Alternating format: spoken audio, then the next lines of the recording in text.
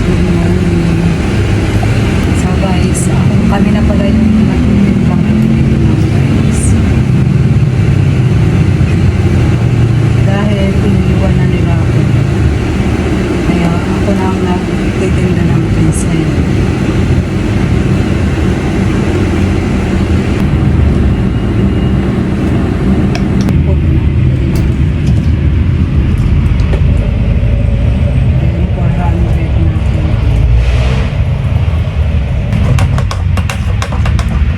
So yan, tapos na yung ating creamer. Bali ito yung nilalagay sa ibabaw ng ice coffee.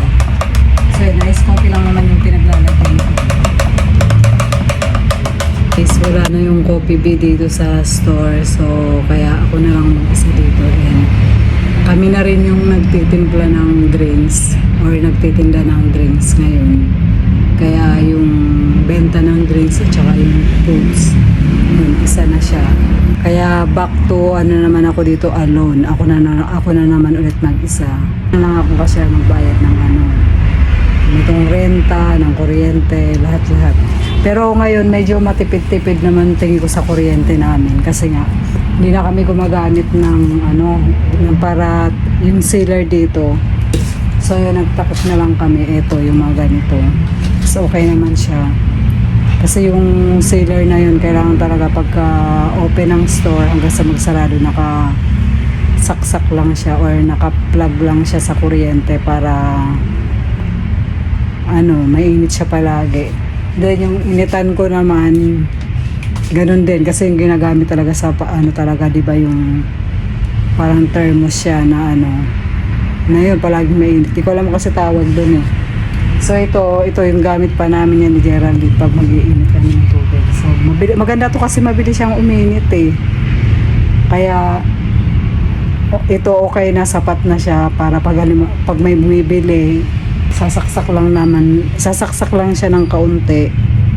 Tapos yun, kasi yan lang naman yung panunaw ng powder kapag ka magtitimpla. So hindi naman talaga masyadong kulong-kulo or hindi naman kailangan lagi lang nakasaksak.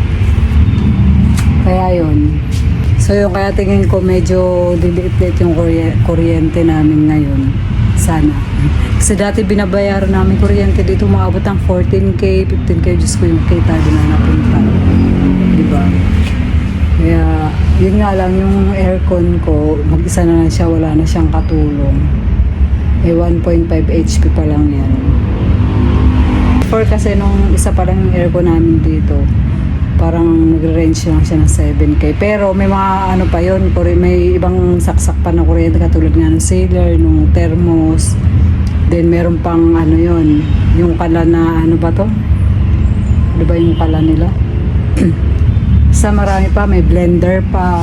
Kaya tingin ko lilit naman yung kuryente ngayon. Kasi isa na dito sa medyo inaarayan ko talaga yung kuryente kasi nga kumbaga parang tubo na sana yun or kikitain ko na napupunta pa sa mga bills sa bayaran. So yun.